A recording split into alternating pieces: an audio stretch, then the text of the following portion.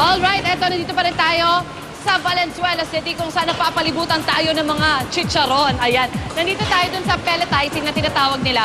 Ito, medyo luto-luto na siya. Parang siya nagiging lechon kawali o yung pork siya pag pinapalutong natin sa bahay. Pero hindi pa ito yung chicharon na na-order natin sa mga tindahan kasi ito yung part na pinapatigas siya para medyo mas matagal yung buhay niya. So, ang ending nito is, nire-repack nila to, ayan, papakita ko sa inyo, na pwede nyo lutuin sa bahay ninyo or pinapadala dun sa mga outlets or branches nila na meron lutoan. So, nasa na yun. Pati na nung supot, ay, yung price. The Manila price. Social. Pengi yung ano, yung lulutuin natin. Yun. Okay, so na-pelletize na siya, na-pack na siya. Pwedeng lutuin sa bahay, pwedeng sa outlet. Ayan, makikita nyo na. Medyo gigisingin ng konti yung, ginigising talaga, natulog talaga yung ano, yung chicharon.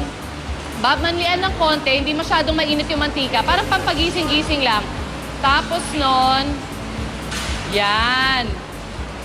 Okay, so pag nagising-gising na siya ng konti, ilalagay naman nila sa kawa na may mantika na super init. Tapos doon na talaga siya magiging ganap na chicharon as we know it. Look at that.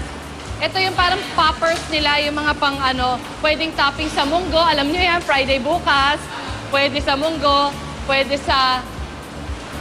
sa ibabaw ng ano, ng gulay, pinakbit. Ayan, pwede.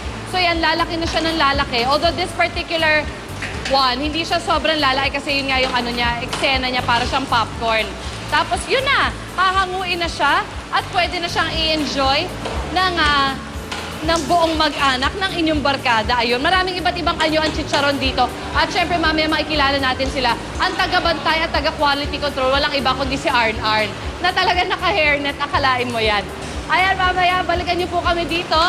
Back to studio!